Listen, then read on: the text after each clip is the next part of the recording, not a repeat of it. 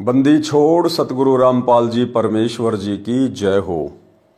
परम पिता परमात्मा सारी सृष्टि के रचनहार कुल मालिक असंख्य ब्रह्मांडों के स्वामी जगत गुरु तीनों लोकों में प्रवेश करके सबका भरण पोषण करने वाले राजाधिराज आत्माधार नाथों के नाथ देवों के देव महादेव सर्वेश्वर महेश्वर मृत्युंजय अजरो अमर आदि अनादि सनातनी प्रभु जगत पिता जगदीश्वर श्री श्री 1008 की उपाधि के वास्तविक अधिकारी अकाल मूर्त शब्द स्वरूपी राम वासुदेव सर्वगतम ब्रह्म परम पूज्य प्रथम पूज्य परम संत परम पुरुष परम धनी परम दयालु सत्य कबीर हक्का कबीर अल्लाहु अकबर बाखबर अल्लाह ताला जगत के तारणहार जगत के मुक्तिदाता जगत के जगन्नाथ हारे के सहारे हिंदुओं के राम मुसलमानों के अल्लाह सिखों के वाहिगुरु ईसाइयों के मसीह दया के सागर दयानिधि करुणा के सागर करुणानिधि स्वयंभू परिभू संकट मोचन कष्ट हरण मंगल करण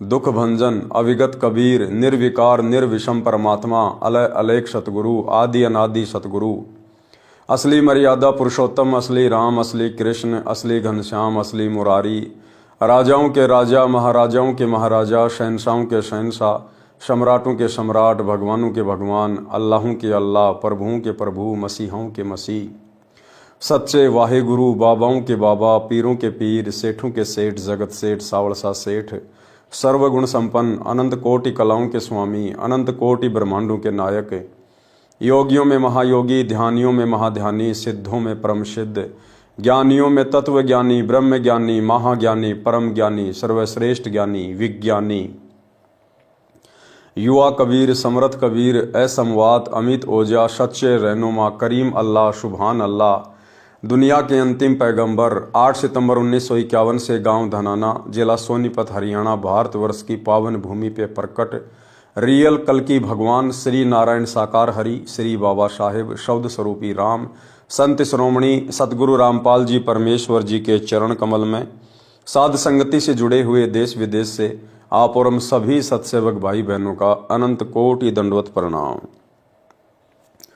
सत्साई भाई और बहनों, दया पूज्य गुरुदेव भगवान की सतगुरु रामपाल जी परमेश्वर जी की जिनके विशेष आशीर्वाद से शुभ आशीर्वाद से आप और हम सभी साध संगति से जुड़े हुए सत्सेवक भाई बहन अपनी आत्मा के कल्याण हेतु गुरुदेव के परम तत्व ज्ञान को आधार बनाकर मोक्ष प्राप्ति के लिए निरंतर भक्ति मार्ग पर आगे की ओर बढ़ रहे हैं।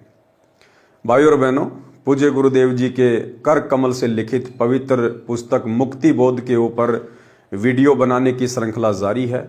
इसी श्रृंखला में आज हमारा ये 25वें नंबर का वीडियो है।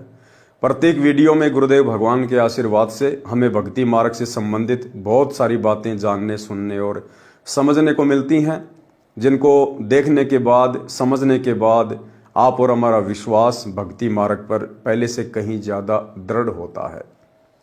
आज के वीडियो में गुरुदेव भगवान ने जब वे 650 साल पहले कबीर नाम से प्रकट हुए थे काशी में, उस समय परमेश्वर जी के 64 लाख शिष्य हुए थे और कुछ समय उपरांत परमेश्वर ने उन सब की परीक्षा लेनी चाहिए, क्योंकि ये नियम है, चाहे सांसारिक जीवन हो चाहे आध्यात्मिक जीवन हो, गुरु अपने शिष्यों की परीक्षा लेता है उनकी छटनी करने के लिए। तो काफ़ी संख्या में गुरुदेव भगवान के शिष्य हो चुके थे और बहुत सारी ऐसी बातें ऐसी त्रुटियां निकल कर हम भक्तों के सामने आ रही थी, जिसके चलते परमात्मा ने हमारी परीक्षा लेना उचित समझा और उस परीक्षा में हम 64 के 64 लाख भगत फेल हो गए, क्योंकि हम गुरु को परमात्मा नहीं मान पाए थे। गुरु को परमात्मा माने बिना हमारे अंदर भय उत्पन्न नहीं हो सकता और भय बिना भक्ति नहीं हो सकती। ठीक इसी प्रकार भाई और बहनों, वर्तमान में पूज्य गुरुदेव जी ने लगभग 20 वर्ष तक दिन रात एक करके अवर्णनीय संघर्ष करते हुए आप और हम आत्माओं तक ये सत्ज्ञान पहुंचाया। लेकिन गुरुदेव भगवान ने देखा कि इनकी हालत तो भक्ति मार्ग पर वैसी ही है जैसी 650 साल पहले थी। आ रहे हैं, खा रहे हैं, पी रहे हैं, वापस अपने घर जा रहे हैं, ये आज भी अपने गुरु को परमात्मा नहीं मान पा रहे हैं। गुरु की तो मजबूरी थी स्वयं को परमात्मा ना कहने के पीछे की। यदि गुरुदेव भगवान, जिन्होंने सन 1994 से अपने यथार्थ 13वें कबीर पंथ की शुरुआत की, यदि उस समय से सतगुरु रामपाल जी परमेश्वर स्वयं को कबीर कहने लग जाते, कोई भी आत्मा इनके ज्ञान को स्वीकार नहीं करती।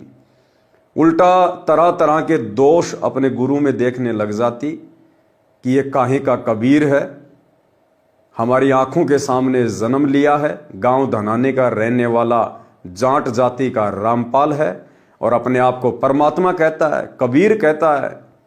भाई और बहनों, हम उल्टा परमात्मा में दोष देखने के चलते उनके दोषी बनते। इसलिए परमेश्वर ने स्वयं कबीर भगवान होते हुए भी अपने आप को छुपाया ताकि हम आत्माएं उनके तत्व ज्ञान को सुन सकें, उनकी शरण ग्रहण कर सकें।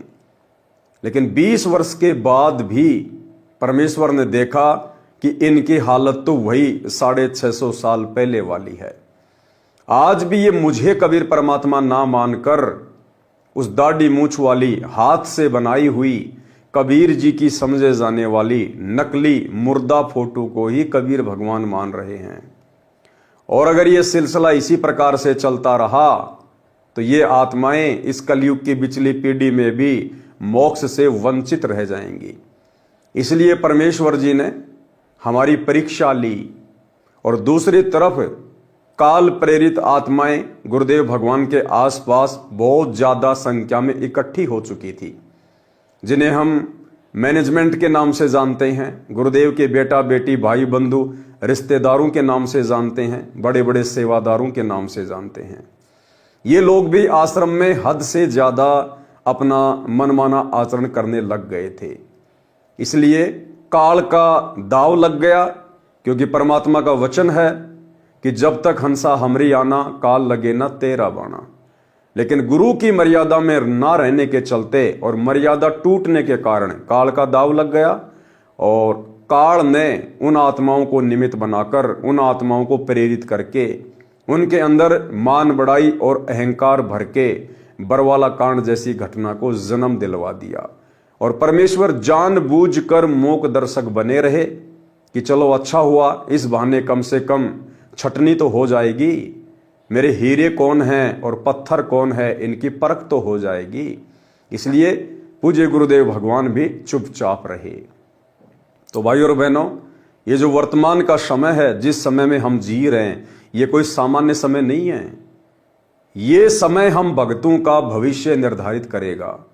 सन 2014 बरवाला कांड के बाद से हम भक्तों की परीक्षा चल रही है और इस परीक्षा में कौन भगत किस प्रकार से ज्ञान को आधार बना के भक्ति करता है और कौन भगत 650 साल पहले की तरह देखा देखी में अपने भविष्य को अंधकार में लेके जाता है। तो भाई और बहनों, इस परीक्षा का रिजल्ट तो आएगा तब आएगा, लेकिन 650 साल पहले परमात्मा ने परीक्षा ली, फिर क्या उसका रिजल्ट आया वो गुरुदेव भगवान ने अपने कर कमल से इस पवित्र पुस्तक मुक्ति बोध में लिखा है कि किस प्रकार से उन्होंने अपने 64 लाख भक्तों की परीक्षा ली। आज हमने इस वीडियो को देखकर शिक्षा लेनी है, क्योंकि ये कथाएं तो पूज्य गुरुदेव भगवान ने हमें सैकड़ों बार सुना रखी हैं, अपने सत्संगों में, पुस्तकों में भी लिखी हुई है। लेकिन अब ये रिवीजन का समय है, क्योंकि हम युग परिवर्तन के दौर से गुजर रहे हैं, हम परीक्षा के दौर से गुजर रहे हैं और हमने इन पुस्तकों को पढ़कर, गुरुदेव के सत्संगों में इन कथाओं को सुनकर हमने शिक्षा लेनी है और हमने वही गलती नहीं दोहरानी है जिस गलती के कारण 650 साल से आप और हम सभी भगत भाई बहन बारंबार जन्म लेते हुए माँ के गर्भ में नरक कुंड को भोगते हुए आ रहे हैं। तो क्या थी वो घटना, किस प्रकार से परमात्मा ने अपनी आत्माओं की परीक्षा ली? सबसे पहले गुरुदेव भगवान ने आदरणीय गरीबदास जी महाराज जी के सदग्रंथ साहिब से कुछ वाणियां लिखी हैं। पहले हम इन वाणियों को पढ़ेंगे, फिर गुरुदेव ने इन वाणियों का सरलार्थ किया है। फिर गणिका के संग चले सीसी भरी शराब, गरीबदास उस पूरी में जुल्हा भया खराब। परमात्मा ने क्या किया हम भक्तों की परीक्षा लेने के लिए? एक काशी नगर की प्रसिद्ध वैश्या थी गणिका। वो सत्संग सुनकर गुरुदेव भगवान के शरण में आ चुकी थी, लेकिन आश्रम के बाकी जो भगत थे, मैनेजमेंट के बाकी जो भगत थे, वो उस बहन से राग द्वेष ईर्ष्या किया करते थे। राग तो नहीं किया करते थे, राग का मतलब तो विशेष प्यार होता है, वे द्वेष किया करते थे, द्वेष। और वो बहन बड़ी दुखी होती थी कि बड़ी मुश्किल से तो मुझे गुरुदेव भगवान ने नरक कुंड से निकाला है, मैं ऐसा घटिया कर्म किया करती थी परमात्मा के दरबार में जिसकी माफी नहीं है। परमात्मा ने मेरे ऊपर दया बख्शी, उस कुकर्म को छुड़वाया, अपनी शरण में लिया। अब वो बहन सत्संग में आए बिना रह नहीं सकती थी, क्योंकि जिस आत्मा को अपने पाप कर्म आंखों के सामने दिखाई पड़ते हैं वो बकवाद नहीं करती है, वो ज्यादा से ज्यादा भक्ति में मन लगाती है। लेकिन अन्य जो बकवादी भगत थे, जो आश्रम में रहा करते थे, जो मैनेजमेंट को संभाला करते थे, वो गुरु के अधिक नजदीक रहने के चलते गुरु को समझ नहीं पाए। क्योंकि भाइयों और बहनों, ये कहावत है कि दीपक तले हमेशा अंधेरा रहता है, घर का जोगी जोगना, बाहर का जोगी सिद्ध। सैकड़ों हजारों किलोमीटर दूर बैठे हुए भाई बहन ज्ञान को आधार बनाकर इस भक्ति को समझ जाएंगे, गुरुदेव भगवान को समझ जाएंगे, लेकिन उनके चरणों में रहने वाले उनको नहीं जान पाएंगे, नहीं पहचान पाएंगे। तो पूरा का पूरा मैनेजमेंट धोखे में था, गुरु को केवल मानुष ही मानता था और अपना मन माना आचरण करता था, बार बार परमात्मा के समझाने के बाद भी। तो गणिका बहन ने रोते रोते परमात्मा से अर्ज की, प्रार्थना की कि परमेश्वर, अब मुझे धरती पर कहीं ठिकाना ही नहीं है। तो परमात्मा ने कारण जानना चाहा। बहन ने कारण बताया कि ऐसे ऐसे कुछ भगत भाई हैं जो मेरे साथ में बदसलूकी करते हैं, मुझे यहां आने के लिए मना करते हैं कि तेरे कारण से गुरुजी बदनाम हो रहे हैं, तेरे कारण से आश्रम बदनाम हो रहा है। परमात्मा ने इशारों में, सत्संगों में सार्वजनिक तौर पर सभी को संकेत किया कि भाई पुष्टि हो चाहे संत बंदगी कीजिए और हो वैश्या के विश्वास चरण चित दीजिए। अगर कोई भगत है, उपदेश ले लिया है या परमात्मा का सत्संग सुन रहा है, और यदि वो भयंकर बीमार है, उसको कोढ़ का रोग लगा हुआ है, कोढ़ से भयंकर रोग नहीं हो सकता, जिसमें पूरा शरीर बदबू मारता है, मक्खियां भिन भिनाती हैं, मवाद पड़ी होती है। परमात्मा ने कहा यदि कोई कोढ़ी है और वो परमात्मा चाहता है, सत्संग सुनता है, और चाहे कोई वैश्या भी क्यों ना हो, यदि वो उस कुकर्म को त्याग कर सत्संग में आ रही है, अपना आत्म कल्याण चाहती हैं, तो उनको भी विशेष सम्मान देना चाहिए, उनसे नफरत नहीं करनी चाहिए। उस गणिका को अपनी बहन की दृष्टि से देखना चाहिए, ना कि वैश्या की दृष्टि से। लेकिन भाइयों और बहनों, आप और हम गुरुदेव के संकेतों को नहीं समझ पाए, क्योंकि गुरुदेव के संकेतों को भी वही समझ सकता है जो गुरु को परमात्मा मानता है। शब्द सैन सतगुरु की पहचान है, पावे अटल सुहागरे। नहीं माने, उसके बाद फिर परमात्मा ने एक दिन रविदास जी से हाथी किराए पर मंगवाया और उस गणिका बहन को, जो कि परमात्मा की बेटी बन चुकी थी, उपदेश ले चुकी थी, उसे कहा कि बेटी क्या तू मेरे साथ हाथी पर बैठेगी? उसने कहा कि परमात्मा मैं आपकी बेटी हूं, जो आप आज्ञा दोगे दासी वही करेगी। तो उस बहन को परमात्मा ने सज धज कर आने के लिए कहा, सारे हार श्रृंगार करके आने के लिए कहा और हाथी पर बैठा दिया। पीछे परमात्मा बैठ गए, आगे रविदास जी हाथी चलाने लग गए और गुरुदेव भगवान ने गंगा जल एक बोतल में भर के और इस प्रकार से पीने की एक्टिंग की जैसे आम व्यक्ति देखे तो उसको लगे कि कबीर जी शराब पी रहे हैं। और परमेश्वर ने उस हाथी को, जो चौपड़ का बाजार था, काशी का सबसे व्यस्ततम बाजार था, उधर से निकाल दिया। और उसके बाद में क्या प्रतिक्रिया होती है लोगों की, और किस प्रकार से परमेश्वर की उस लीला को ना जानकर, ना पहचान कर, अपने गुरुदेव भगवान में तरह तरह के खोट निकाल कर सारे के सारे भगत परमात्मा से दूर हो गए। तो गुरुदेव ने विस्तार से लिखा हुआ है, पहले वाणियां हैं। फिर गणिका के संग चले सीसी भरी शराब, गरीब दास उस पूरी में जुल्हा भया खराब। तारी बाजी पूरी में भिष्ट जुले दी नीच, गरीब दास गणिका सजी दो संतों के बीच। वो गणिका बहन दोनों संतों के बीच में हाथी पर बैठ गई। गावत बैन बिलास पद गंगा जल पीवंत, गरीब दास भी हल भये मतवाले घूमंत। परमात्मा और रविदास जी हाथी पर बैठकर और उस गंगा जल को परमात्मा शराब की तरह पीने की एक्टिंग कर रहे हैं और परमात्मा की महिमा के शब्द गा रहे हैं। भड़वा भड़वा सब कहे कोई न जाने खोज, दास गरीब कबीर करम बाटत सिर का बोझ। अब पूज्य गुरुदेव भगवान की, कबीर परमात्मा की, सतगुरु रामपाल जी परमेश्वर जी की उस लीला को कोई भी नहीं समझ रहा है।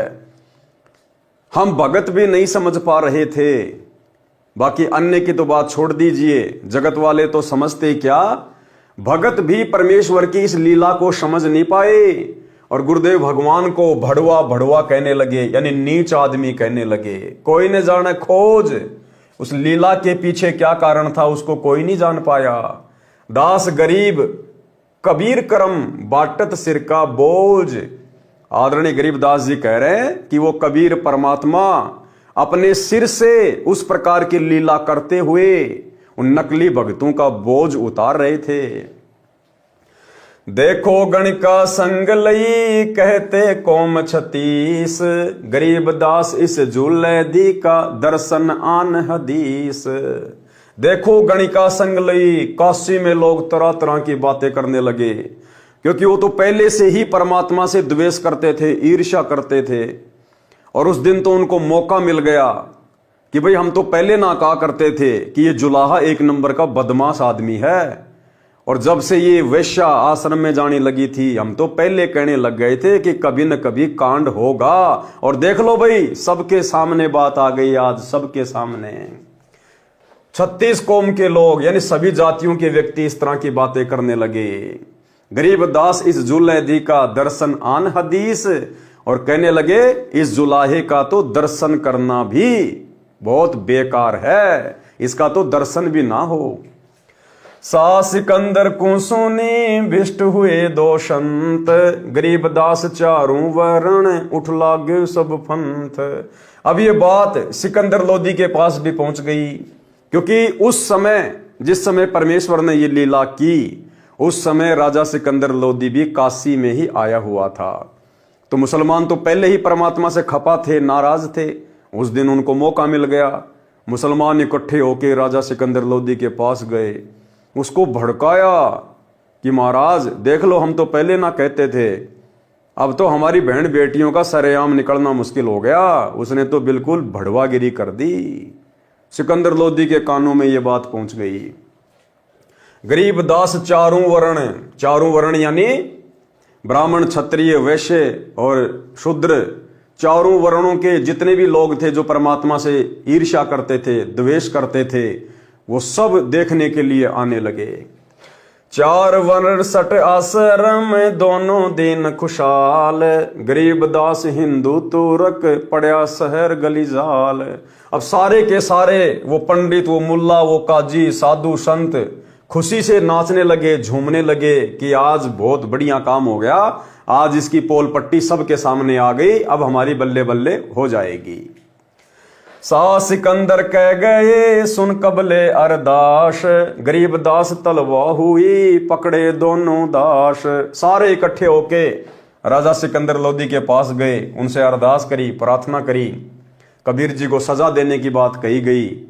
और गरीबदास तबला हुई, यानी बादशाह सिकंदर लोदी के आदेश पर परमात्मा और रविदास दोनों को पकड़ कर लाया गया। अब राजा सिकंदर लोदी ने क्या कहा? अब देखो भाई और बहनों, हम कहां सतलोक जाने के अधिकारी थे 650 साल पहले। राजा सिकंदर लोदी जो ऐसा चमत्कार देखकर अपनी आंखों के सामने, यानी स्वयं सिकंदर लोदी ने कबीर जी के मुंह बोले गुरु पंडित रामानंद जी की गर्दन अपनी तलवार से काट दी थी, शरीर के 2 टुकड़े हो गए थे। और सिकंदर के सामने पूज्य गुरुदेव भगवान ने, कबीर परमात्मा सतगुरु रामपाल जी ने उस कटी हुई गर्दन को जोड़ा, कटी हुई गाय को जीवित किया, और भी ना जाने कितने चमत्कार किए। उसके बावजूद भी सिकंदर लोदी अपने परमात्मा को पहचान नहीं पाया, अपने गुरु को नहीं पहचान पाया, और जनता के दबाव में आकर और परमात्मा को पकड़ने के आदेश दे दिए। ऐसे थे हम भगत 650 साल पहले। कहो कबीर ये क्या किया, गणकालीनी संग, गरीबदास भूले भक्ति, पड़या भजन में भंग। अब शिक्षा दे रहा अपने कबीर भगवान को, सतगुरु रामपाल जी परमात्मा को, दिल्ली का बादशाह सिकंदर लोदी, कि कहो कबीर ये क्या किया, गणकालीनी संग, वैश्या को साथ में लेके घूम रहा है, गरीबदास भूले भक्ति, पड़या भजन में भंग। अब सिकंदर लोदी एक भगत कह रहा अपने गुरु जी को, अपने परमात्मा को शिक्षा दे रहा है कि आप तो भजन भूल गए, आपको नियम मर्यादाओं का भी ज्ञान नहीं रहा, आपकी तो भक्ति में भंग पड़ गया। सुनो सिकंदर बादशाह हमरी अर्ज आवाज, गरीबदास व राखसी जिनियो साजा साज। अब परमात्मा ने कहा कि भाई सिकंदर राजा, भाई बादशाह, हमारी प्रार्थना है, विनती है, जिसने हमें ये भक्ति दी है वो ही हमारी लाज रखेगा। यानी साथ में परमात्मा हमें शिक्षा भी दे रहे हैं, इस भक्ति मार्ग पर हमारी इन क्रियाओं को ना समझकर, हमारी नियम मर्यादाओं को ना समझकर, ये समाज, घर परिवार वाले चाहे हमसे कितना द्वेष करें, कितनी ईर्ष्या करें, कितना हमें भला बुरा कहें, लेकिन हमने उनके साथ में लड़ना नहीं, झगड़ना नहीं, वाद विवाद नहीं करना। आधीनी के साथ यही कहना है कि भाई जो किया मेरे गुरुदेव भगवान ने किया, जैसा उन्होंने उचित समझा वैसा ही हुआ है, और भाई हमारी इज्जत, हमारी लाज हमारे गुरुदेव भगवान के हाथ में है। लड़ना झगड़ना नहीं, हमने वाद विवाद नहीं करना, जैसा कि परमात्मा ने जवाब दिया। क्या कहा? सुनो सिकंदर बादशाह हमरी अर्ज आवाज, गरीबदास वो राखसी जिनियो साजा साज। जड़िया तोक जंजीर गढ़ साहा सिकंदर आप, गरीबदास पद लीन है तारी अजोपा जॉप।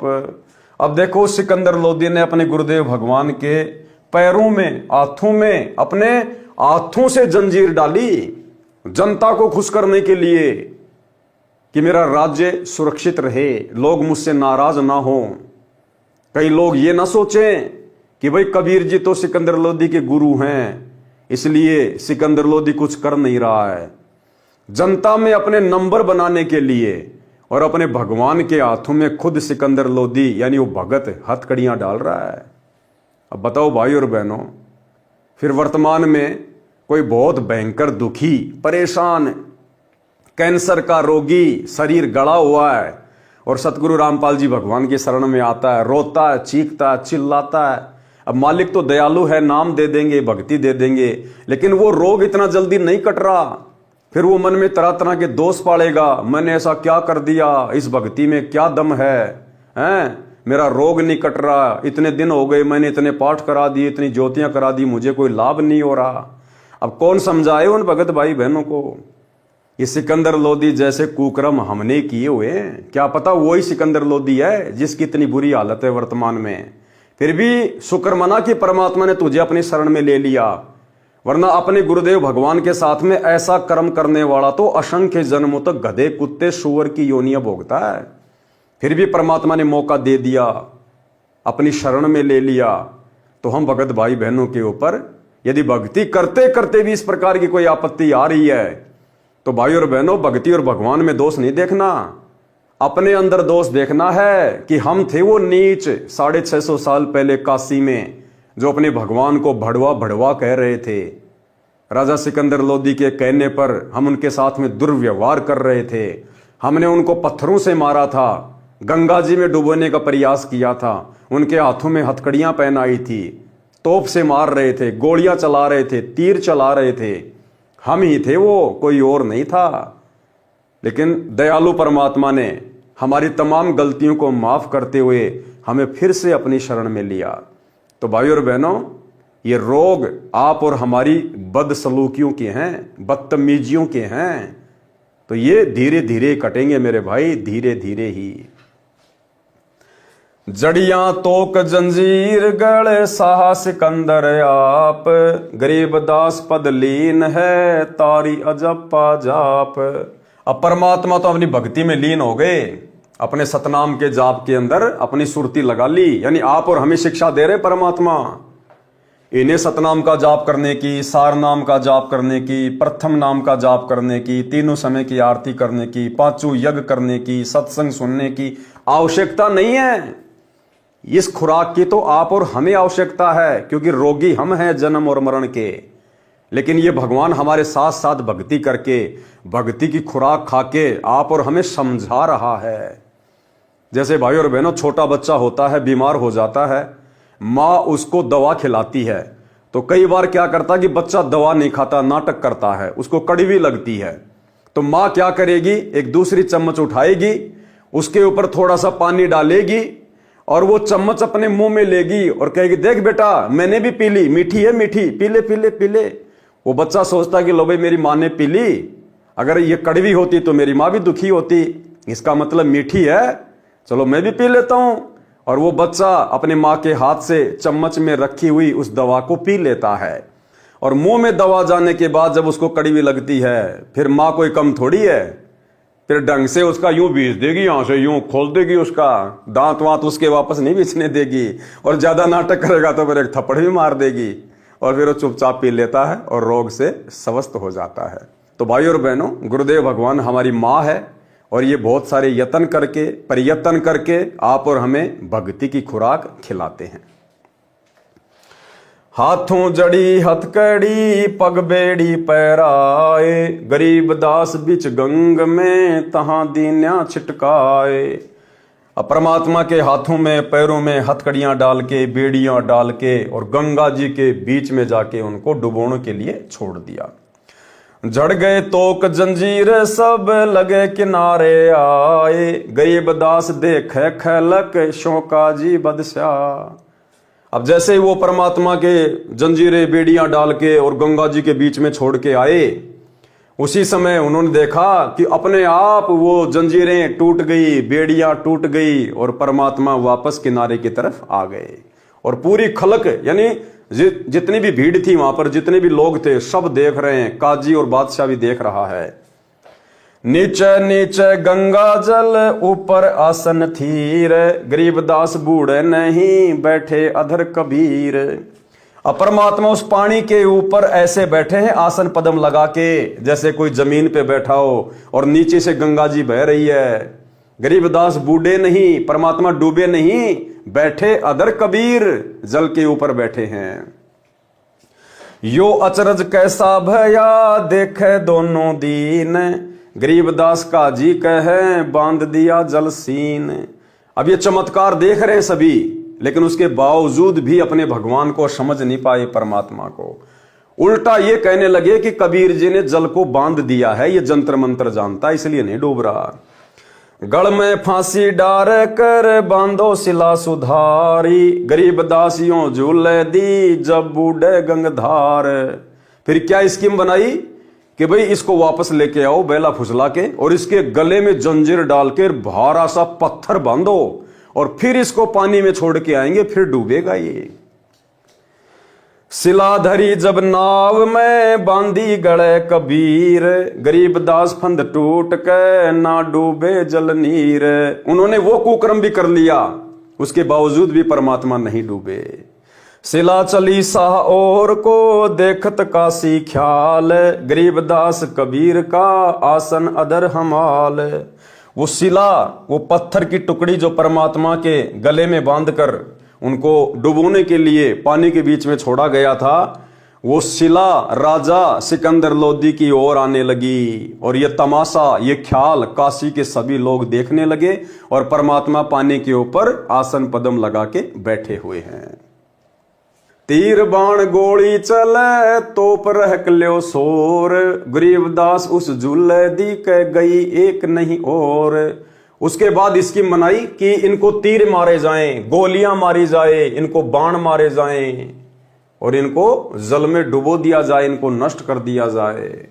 अधरदार गोले बहें, जल के बीच गबाक, गरीबदास उस झूले दी, पर शस्त्र छूटे लाख।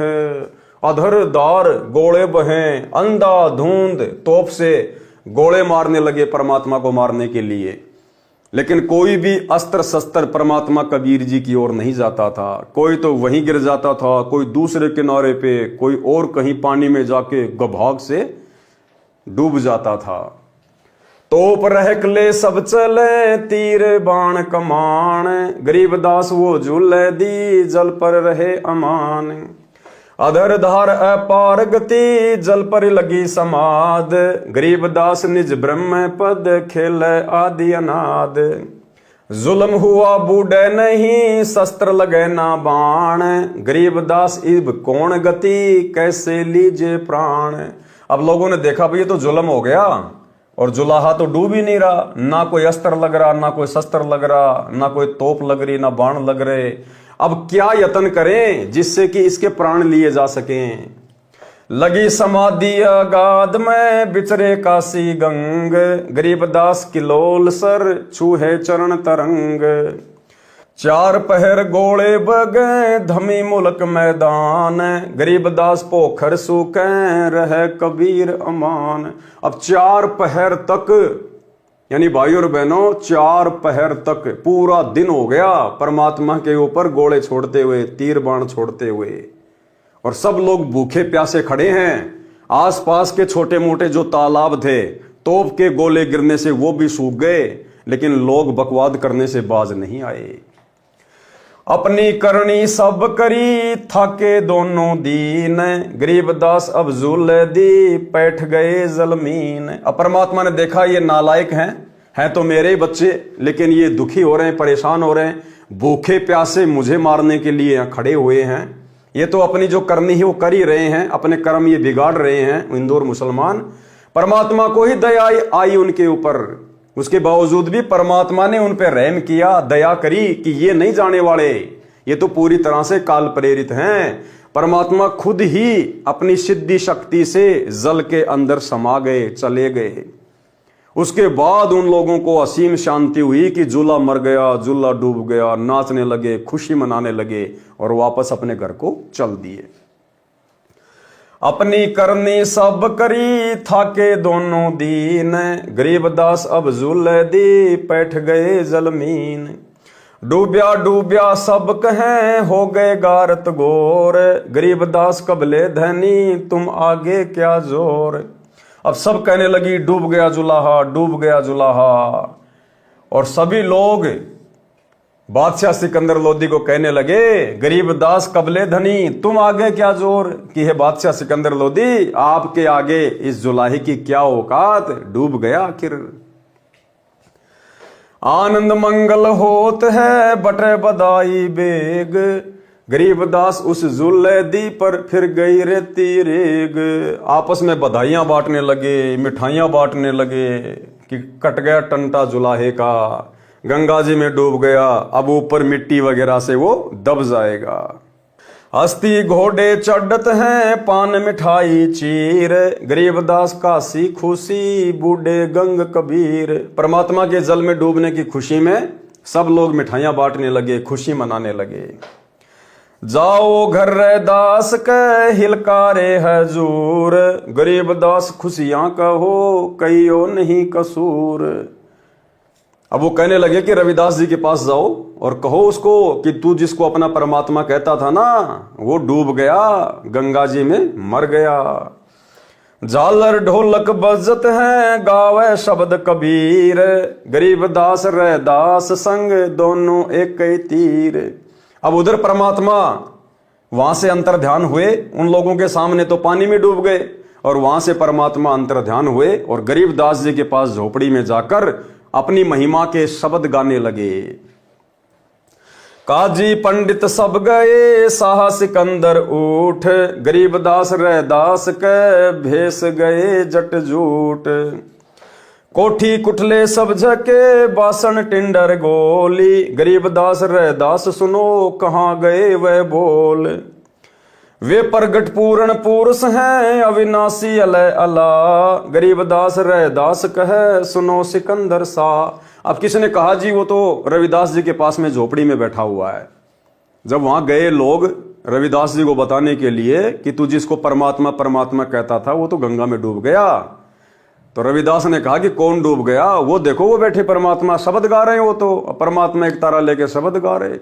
अब दौड़ के वापस गए, बोला वो तो नहीं डूबा नहीं डूबा, रविदास के पास बैठा है। तो फिर उधर सिकंदर लोदी, शेख तकी, मुसलमान इकट्ठे होके फिर आए और परमात्मा को ढूंढने लगे। वहां पर उनके गुद्दड़ वगैरह, उनके बासन यानी वो मटके वगैरह, बर्तन वगैरह सब फैला दिए, कहाँ है कहाँ है। तो रविदास जी ने कहा कि भैया तुम नहीं समझ पाओगे, वो खुद पूर्ण परमात्मा धरती पे प्रकट हैं, आप उनकी लीला को समझो, अपने कर्म मत फोड़ो। वो कहीं भी जा सकते हैं, वो सब जगह हैं, सर्वव्यापी हैं, सर्वंग परमात्मा है। उसके बाद किसी ने कहा रे वो तो गंगा जी में बैठा है किनारे पे, गंगा जी पे बैठा है किनारे पे, फिर सारे गंगा जी की तरफ दौड़ लिए। वे प्रगट पूर्ण पुरुष हैं, अविनाशी अलय अला, गरीब दास रह दास कहे, सुनो सिकंदर सा। सूरजमुखी सुभान सर, खिले फूल गुलजार, गरीब दास का जी पंडित, करता शाह पुकार। शाह सिकंदर फिर गए उस गंगा के तीर, दास गरीब कबीर हरि, बैठे ऊपर नीर। जब पता चला कि वे तो गंगा जी के किनारे बैठे हुए, डूबे नहीं हैं, तो सिकंदर लोदी, शेख तकीर, मुसलमान दौड़ के गए तो देखा वहां परमात्मा आसन पदम लगा के और जैसे कोई ध्यान लगाता है इस प्रकार से बैठे हुए हैं पानी के ऊपर।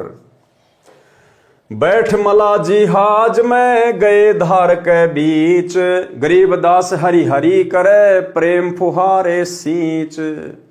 अब एक नाविक को, मलाह को नाव में बैठा कर परमात्मा के पास में भेजा गया कि उनको जाकर बैला फुसला के वापस लेके आओ, उनको फिर से डुबोएंगे। करी अर्ज मल्लाता हाँ, दीन दुनी बदशाह, गरीब दास आसन अधर, लगी समाधि जुलाहा। अब उस नाविक ने जाके परमात्मा से प्रार्थना की कि मालिक मैं तो नौकर हूं, बादशाह का आदेश है, आपको बुलाया गया है। भंवर फिरत है गंग जल, फूल उगाने कोटि, गरीब दास तहां बंदगी, हरिजन हरि की ओटी। साकड़ सीढ़ी लाए कर उतरे तहां मला, गरीब दास हम बंदगी, याद किए बदशाह। अब उस मला ने कहा कि परमात्मा आपको बादशाह ने याद किया है। बैठ कबीर जहाज में आए गंगा घाट, गरीब दास का सीथ की, हांडे बो विधि बाट। परमात्मा आए उसके साथ में बैठकर, खूनी हाथी मस्त है, पग बंधे जंजीर, गरीब दास जहां डारिया, मशक बांध कबीर। अब उस सिकंदर लोदी ने, आप और हमारे जैसे उस नालायक भगत ने फिर से जनता के दबाव में आकर अपने नंबर बनाने के लिए अपने गुरु को, अपने कबीर देव भगवान को फिर से जंजीरों से बांध दिया और अब की बार परमात्मा को दिल्ली लेकर गए। शेख तकी ने कहा कि इसको दिल्ली लेकर चलो और वहां इसको खूनी हाथी से कुचलवाएंगे। खूनी हाथी मस्त है, पग बंधे जंजीर, गरीब दास जहां डारिया, मशक बांध कबीर। सिंह रूप साहिब धर्या, भागे उल्टे फील, गरीब दास नहीं समझती, या दुनिया खलील। अब जैसे ही परमात्मा को खूनी हाथी से कुचलवाने का प्रयास किया गया, वो महावत हाथी को लेकर परमात्मा की तरफ बढ़ा। फील मानी हाथी, भागे उल्टे फील। अब परमात्मा ने उस समय हाथी को सिंह रूप दिखा दिया। अब हाथी की तो सारी शराब उतर गई, सारा नशा उतर गया और हाथी उल्टे पैर भागने लगा, चिंगाड़ मार मार के। परमात्मा कहते हैं उसके बाद भी ये दुनिया नहीं समझती है, इतनी काल प्रेरित है। बड़े केहरी सिंह जित, चोर शिखर असमान, गरीब दास हस्ती लख्या, दिखे नहीं जिहान। कूटे शीस महावतम, अंकुश शीर गरगाप, गरीब दास उल्टा भागे, तारी दीजे थाप। भाले को खो मारिए, चरकी छूटे पाख, गरीब दास नहीं निकट जाए, किलकी देवे लाख। अब वो महावत कोशिश कर रहा है कि हाथी वापस क्यों दौड़ रहा है, तो हाथी की कोख में भाले मार रहा है, उसको परेशान कर रहा है, क्योंकि महावत को डर बैठ गया कि अब तेरी नौकरी जाएगी, राजा तेरे को सजा देगा। तो परमात्मा ने फिर क्या किया कि भाई ये इस हाथी को, बेचारे जीव को परेशान कर रहा है, दुखी कर रहा है, तो परमात्मा ने इस महावत को भी सिंह रूप दिखा दिया। अब जैसे ही वो सिंह रूप दिखाई दिया, ऐसे लगा कि बस छलांग मार के तुझे खाने वाला है। अब वो महावत तो हाथी से नीचे कूद के हाथी से भी पहले दौड़ लिया। भाले को खो मारिए चरकी छूटे पाख, गरीबदास नहीं निकट जाए किल की देवे लाख। जैसी भक्ति कबीर की ऐसी करे ना कोई, गरीबदास कुंजर थके उल्टे भागे रोए। अब देखो हमें क्या समझाना चाह रहे हैं गुरुदेव भगवान, हमें परमात्मा समझाना चाह रहे हैं कि भैया जैसी भक्ति कबीर की ऐसी करे न कोई, गरीबदास कुंजर थके उल्टे भागे रोए। कि जिस प्रकार से एक भगत की भूमिका करते हुए कबीर परमात्मा ने भक्ति की, पूरी तरह से मर्यादा निभाई, परमात्मा पर आश्रित रहे, कोई आन उपासना नहीं की, अपने गुरु के अलावा किसी और में परमात्मा नहीं देखा। अगर उस प्रकार से यदि कोई भक्ति करेगा तो जिस प्रकार परमात्मा ने इस प्रकार दृढ़ होकर भक्ति करी, तो कहते हैं वो हाथी भी थक गया, दुनिया भी थक गई, गोले तोप तीर कमान हर प्रकार से राजा ने मारने का प्रयास कर लिया, हाथी से मरवाने का प्रयास किया गया, लेकिन भगत का बाण भी बाका नहीं हुआ। तो गुरुदेव हमें शिक्षा दे रहे हैं कि वर्तमान में आप लोगों ने इसी प्रकार से अपने गुरु को परमात्मा मानकर उनके ऊपर दृढ़ विश्वास करके और पूर्णतया मर्यादा में रह के भक्ति करनी है। फिर तुम्हारे ऊपर चाहे पूरे जहान की समस्याएं क्यों ना टूट पड़े, परमात्मा ऐसे मर्यादित सत दृढ़ भगत का बाण भी बाका नहीं होने देगा, आगे खड़ा मिलेगा परमात्मा। जैसी भक्ति कबीर की ऐसी करे न कोई, गरीबदास कुंजर थके उल्टे भागे रोए। दुम गोवे मुंडी धुने सैन समझ एक, गरीबदास दिखे नहीं आगे खड़या अलेख। अब वो हाथी जब महावत उसको परेशान कर रहा था, तो हाथी अपनी पूंछ को दबा के और अपने मुंडी को यानी सिर को धुन धुन के वापस दौड़ रहा था। संकेत नहीं समझ रहा था उस महावत के, क्योंकि सामने परमात्मा खड़े हुए थे सिंह रूप में। पीलवान देखा तब खड़ा केहरी सिंह, गरीबदास आए तहां धर्मोला बहुरंग। अब इतने में परमात्मा ने, सतगुरु रामपाल जी परमात्मा ने उसी समय उस महावत को भी सिंह रूप दिखा दिया, शेर का रूप दिखा दिया। उतरे मोला अरस्ते भाव भक्ति के हेत, गरीबदास तब सालख कबीर पुरुष सहेत। अब उसके बाद परमात्मा ने राजा सिकंदर लोधी को भी वही रूप दिखा दिया। कैसा रूप दिखा दिया? जैसे एक तरफ तो परमात्मा खड़े और दूसरी तरफ एक भयंकर रूप बनाया परमात्मा ने, आसमान को छू रहे हैं। और फिर परमात्मा ने सिंह रूप बनाया ऐसा ही। तो राजा सिकंदर लोधी मुकुट समेत परमात्मा के चरणों में गिर गया, अपनी जान की भीख मांगने लगा। उतरे मोला अरस से भाव भक्ति के हेत, गरीबदास तब सालख कबीर पुरुष सहेत। लीला की कबीर ने दो रूप रहे दीस। अब परमात्मा ने लीला की, अपने दो रूप दिखा दिए। क्या? दो रूप। एक तो जिस रूप में परमात्मा 650 साल पहले आए थे वही रूप दिखा दिया, और दूसरा एक अन्य रूप दिखा दिया, क्योंकि उस कबीर वाले रूप को तो कोई परमात्मा मान ही नहीं रहा था उस समय। इसलिए परमात्मा ने एक दूसरा रूप और दिखा दिया। तो सिकंदर लोधी ने देखा भाई ये है अल्लाह, ये है परमात्मा। जम भाई अंगड़ाइया लंबे भय दयाल, गरीबदास उत्साह को मानो दर्शा काल। जम भाइया अंगड़ाइया, अब परमात्मा ने ऐसे जैसे मतलब जम भाई लेते ना यूं, ऐसे परमात्मा ने किया और इतना लंबा रूप आसमान को छू रहा है। सिकंदर लोधी हक्का बक्का हो गया देख के। जम भाई अंगड़ाइया लंबे भय दयाल, गरीबदास उत्साह को मानो दर्शा काल। राजा सिकंदर लोधी को ऐसा लगा जैसे ये काल है और तुझे अभी खाने वाला है, डर गया पूरी तरह से। कोटि चंद्र शशिभान मुख गिरद कुंड दुम लील, गरीबदास ताना टीके भाग गए रणफील। करोड़ों चंद्रमाओं और करोड़ों सूर्यों जितनी रोशनी, इतना नूर, इतना परमात्मा ने उसको दिखाया सिकंदर लोधी को। नैन लाल भोभीत है डूंगर नक पहाड़, गरीबदास उत्साह को सिंह रूप दीदार। मस्तक शिखर स्वर्ग लग दीर्घ दे बिलंद, गरीबदास हरि उतरे काटण यम के फंद। अब परमात्मा का जो मस्तक था, परमात्मा का जो शीश था ऐसे लगा जैसे सुरग को छू रहा है। गिरदना भी निर्भय कला दुदकारे नहीं कोई, गरीबदास त्रिलोकी में गाजतास की होय। ज्यो नरसिंह प्रहलाद के यूं वह नरसिंह एक, गरीबदास हरि आईया राखण जन की टेक। बार बार सताए कर मस्तक लेन्या भार, यानी गुरुदेव भगवान कह रहे हैं कि बार बार अपने परमात्मा को दुखी करके और अपने सिर के ऊपर पाप का बोझ रख लिया। बार बार सताए कर मस्तक लेन्या भार, गरीबदास सायों कहें बख्शो इब की बार। और ये स्थिति भाई और बहनों वर्तमान में गुरुदेव भगवान के साथ में हो रही है, अपने ही भक्तों के द्वारा। उस समय भी अपने भक्तों के द्वारा ही परमात्मा ज्यादा दुखी किए जाते थे, और वर्तमान में भी अपने भक्तों के द्वारा परमात्मा दुखी किए जा रहे हैं। हिसार जेल से आने वाली ऑडियो में परमात्मा कितने दुखी होकर कहते हैं कि बच्चों सुधर जाओ, मान जाओ, एक एक की नहीं सुनी जाती है। यानी हिसार जेल में गुरुदेव भगवान के पास में सतलोक आश्रम मैनेजमेंट हरियाणा से जुड़े हुए भाई बहनों की इतनी प्रार्थनाएं जाती हैं, इतनी शिकायतें जाती हैं, राग द्वेष ईर्ष्या लड़ाई झगड़े। परमात्मा कहते हैं बच्चों सुधर जाओ, मान जाओ, एक एक की नहीं सुनी जाती, एक एक की नहीं सुनी जाती है। अर्थात सत्संगों को आधार बनाओ, ज्ञान को आधार बनाओ, अपने परमात्मा को ज्यादा दुखी ना करो। छोटी सी ऑडियो।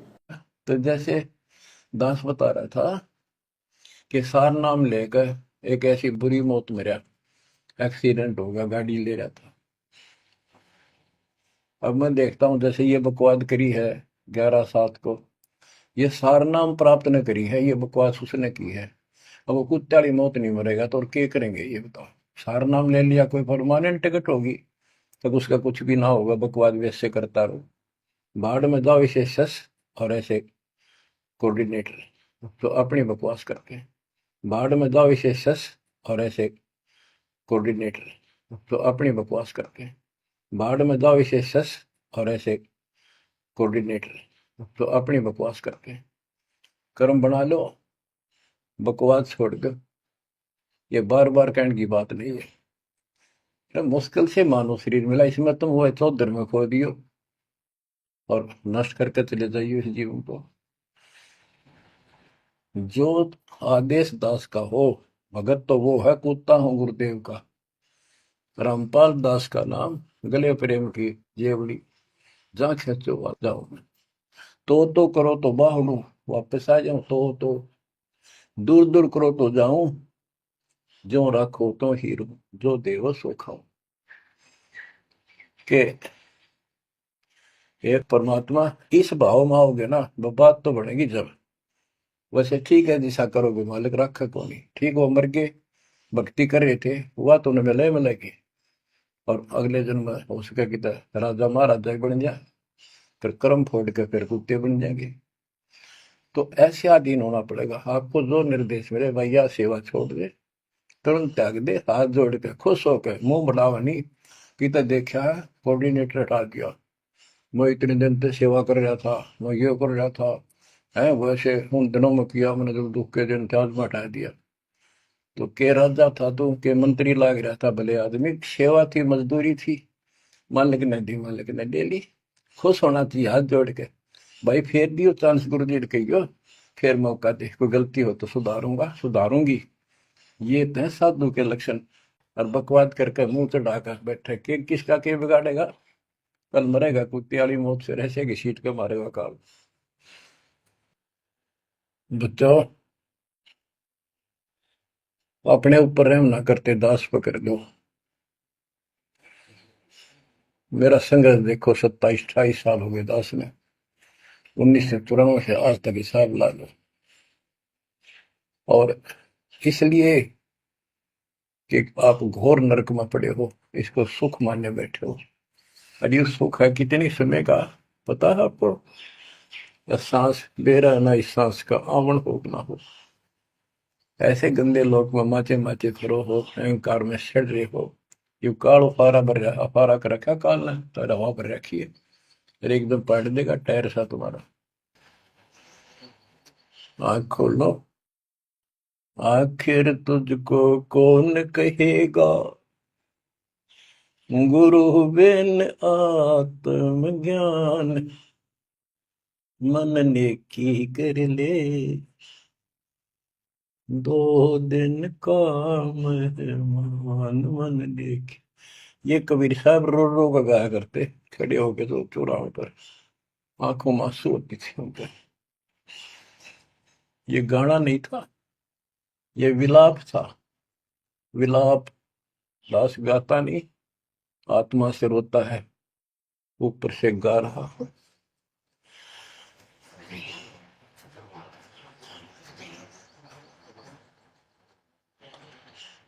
120 साल आपके बाप, आपके पिता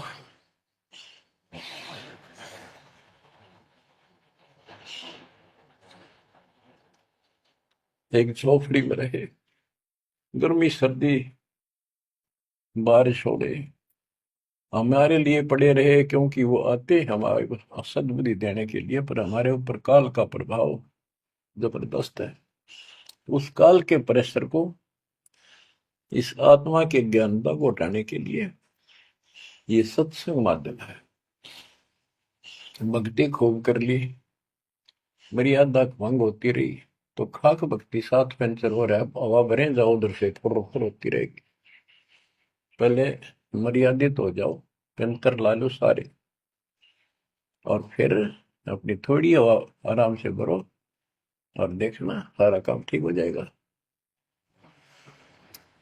बच्चों, आखिर तुझको कौन कहेगा गुरु बिना तो ज्ञान। तो भाई और बहनों, स्थिति आज भी परमात्मा के सामने वैसी की वैसी है। ये तो दया करी गुरुदेव भगवान ने, ये समय परमात्मा ने मोक्ष का निर्धारित किया हुआ है। परमेश्वर ने अपनी कुछ आत्माओं को सतलोक के लिए तैयार करना था, इसलिए परमेश्वर ने अपने लाखों की संगत में से 2014 बरवाला कांड के बाद छटनी करते हुए और अपनी विशेष आत्माओं को सात संगति से जोड़ दिया है। हम भाई बहन अपने परमात्मा से हिसार जेल में कोई प्रार्थना नहीं लगाते हैं, ना किसी ने लगाई है। हम भक्ति करते हैं और केवल भक्ति की प्रार्थना अपने गुरुदेव से अपने घर पे करते हैं। बाकी हर चीज के लिए परमात्मा ने सत्संगों में हमें भली भांति समझा रखा है। बार बार सताए कर मस्तक लेना भार, गरीब दासायों कहें बख्शो इब की बार। अब सिकंदर लोधी बोला, हे भगवान मुझे अब की बार माफ कर दो, दोबारा ऐसी गलती नहीं करूंगा। तहां सिंह ल्यो लीन हुआ परचा इब की बार, गरीब दासायों कहें अल्लाह दिया दीदार। सुन काशी के पंडितों काजी मुल्ला पीर, गरीबदास इसके चरण ल्यो अले अले कबीर। अब राजा सिकंदर लोधी उन मुल्ला काजियों को और पंडितों को कहने लगे, भैया क्यों मुझे मरवाते हो बार बार, ये तो अल्लाह है, परमात्मा है, इनके चरण लो। लेकिन वो कैसे चरण ले, क्योंकि वो रूप तो केवल सिकंदर लोधी को दिखाई दे रहा था, बाकी लोगों को नहीं दिखाई दे रहा था। बाकी लोग तो ये सोच रहे थे कि भाई ये तो काफिर के चक्कर में आ गया, इस कबीर के चक्कर में आ गया बादशाह। उल्टा लोग, वो काजी मुल्ला पंडित राजा सिकंदर लोधी से नाराज होके चले गए, भाग गए।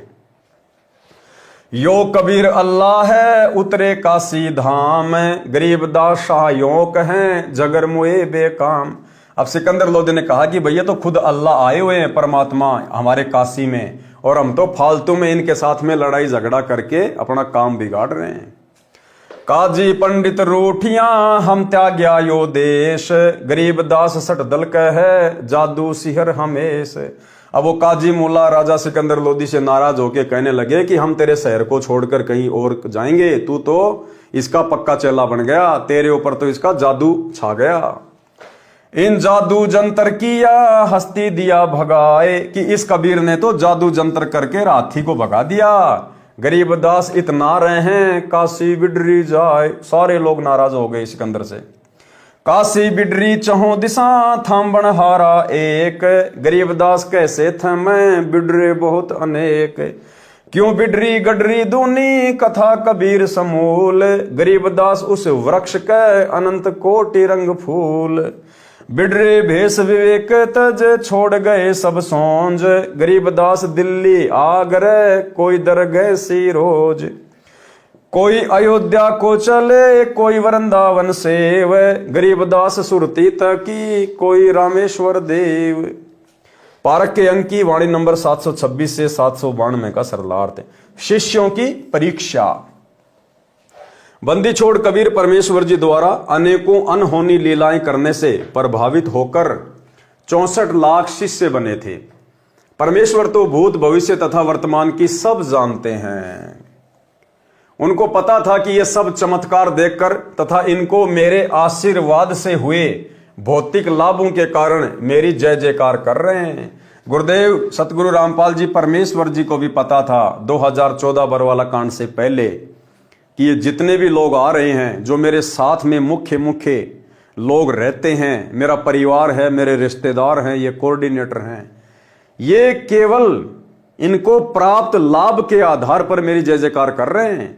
ये ज्ञान को आधार बनाकर मुझे परमात्मा मानकर जय जयकार नहीं कर रहे। ये मुझे परमात्मा समझकर मेरे साथ में नहीं जुड़े हुए हैं। ये अपने आत्म कल्याण की दृष्टि से नहीं जुड़े हुए हैं। इनको सौ लाभ दिए हैं इस भक्ति पर लगाने के कारण। केवल उन फायदों को देखकर ये मेरी जय जयकार कर रहे हैं और मेरे से जुड़े हुए हैं। ये ज्ञान आधार से बिल्कुल भी नहीं है। इनको मेरे आशीर्वाद से हुए भौतिक लाभों के कारण मेरी जय जयकार कर रहे हैं। इनको मुझ पर विश्वास नहीं है कि मैं परमात्मा हूं। और वास्तव में भाई और बहनों, यदि संगत को, गुरुदेव भगवान के परिवार को, सतलोक आश्रम मैनेजमेंट हरियाणा को यदि विश्वास होता कि हमारे गुरुजी परमात्मा हैं, सतगुरु रामपाल जी खुद ही कबीर देव हैं, तो वो दाढ़ी मूंछ वाली कागज की समझे जाने वाली कबीर जी की नकली फोटो आज उनके घर में नहीं होनी चाहिए थी। इनको मुझ पर विश्वास नहीं है कि मैं परमात्मा हूं, परंतु देखा देखी कहते अवश्य हैं कि कबीर जी हमारे सदगुरु जी तो स्वयं परमात्मा आए हैं। ठीक इसी प्रकार सत्सेवक भाई बहनों को छोड़कर आज 90% सतलोक आश्रमों से जुड़ी हुई संगत का भी यही हाल है। अपने गुरु जी को तो कहते हैं परमात्मा परमात्मा, लेकिन परमात्मा मानते नहीं हैं। सिर्फ जुबान से अपने गुरु को भगवान कहते हैं, परमात्मा कहते हैं।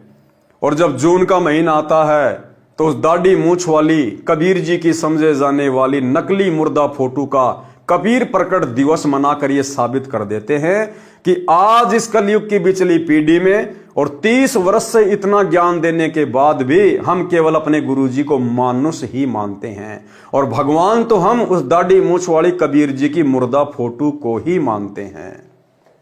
इनको मुझ पर विश्वास नहीं है कि मैं परमात्मा हूं, परंतु देखा देखी कहते अवश्य हैं कि कबीर जी हमारे सदगुरु जी तो स्वयं परमात्मा आए हैं। अपने लाभ भी बताते हैं, जैसे आजकल भाई बहन कितने इंटरव्यू दे रहे हैं और लास्ट में कहते हैं सतगुरु रामपाल जी खुद ही परमात्मा आए हैं, इनकी शरण में आ जाओ, लेकिन मानता कोई नहीं कि सतगुरु रामपाल जी परमात्मा है। एक दिन परमेश्वर कबीर जी ने शिष्यों की परीक्षा लेनी चाहिए कि देखूं तो कितने ज्ञान को समझे हैं। ठीक इसी प्रकार सतगुरु रामपाल जी परमेश्वर जी ने सन 2014 बरवाला कांड से पहले देखा देखी में चल रही संगत को देखने के लिए, उनकी परख करने के लिए कि देखो तो सही कितने मेरे भगत हैं, कितने भक्ति पे दृढ़ हैं, कितने ज्ञान को आधार बनाकर गुरु को भगवान मानकर भक्ति कर रहे हैं। देखूं तो कितने ज्ञान को समझे हैं। यदि इनको विश्वास ही नहीं है तो ये मोक्ष के अधिकारी नहीं हैं।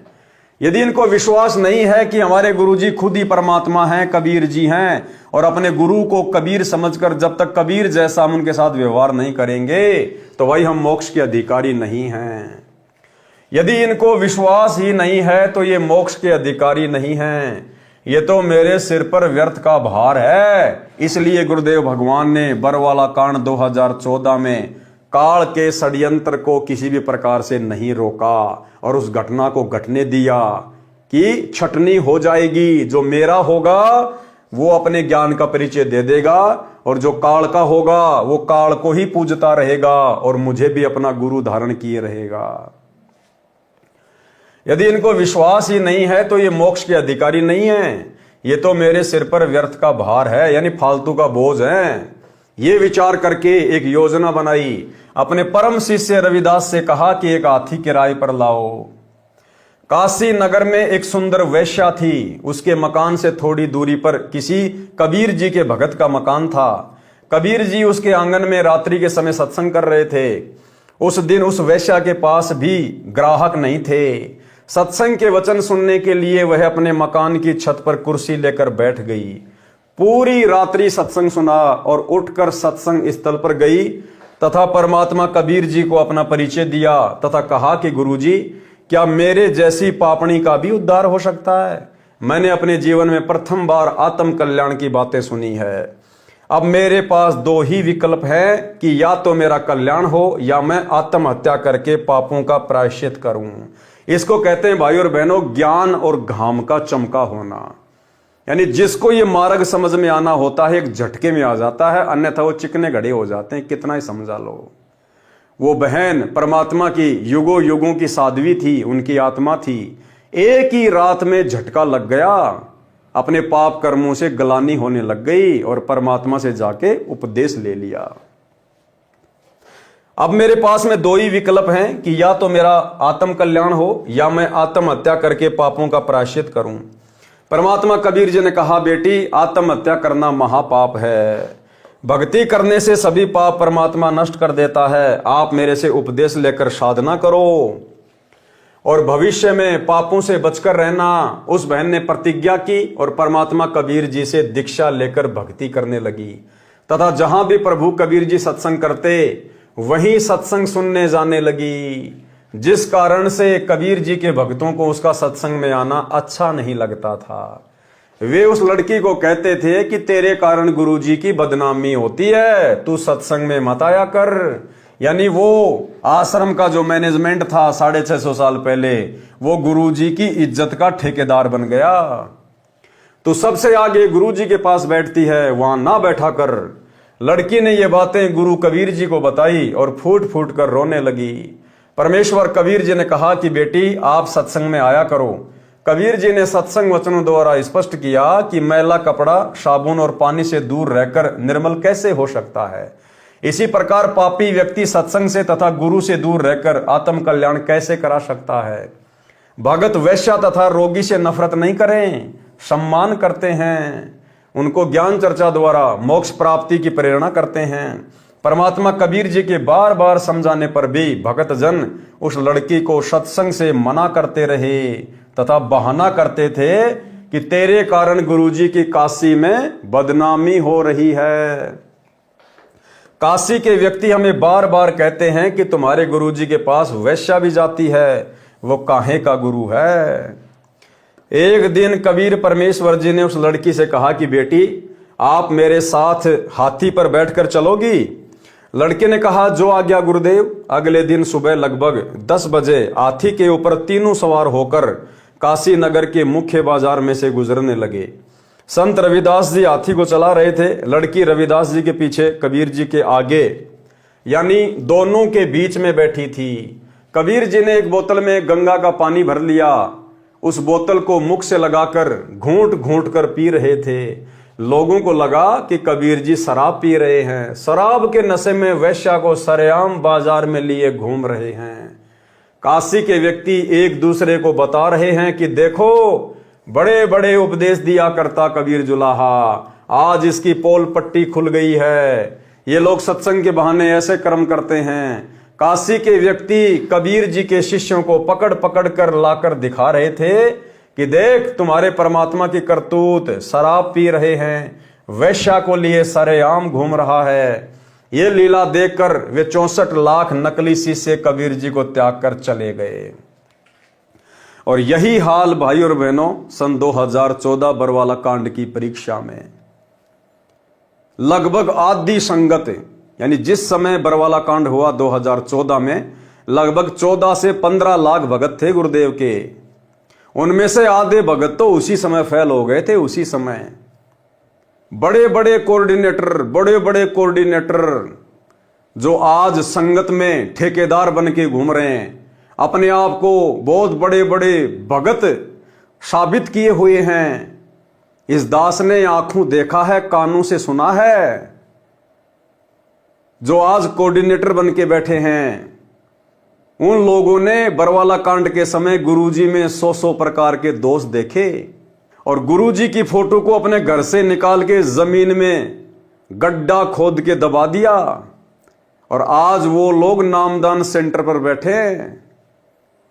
हमारे जयपुर से एक भगत जी हैं, अब काफी दिन हो गए हम इन लोगों के संपर्क में नहीं, हम उनका नाम भी भूल गए। एक वकील है, रामकिशोर वकील, रामकिशोर गुज्जर।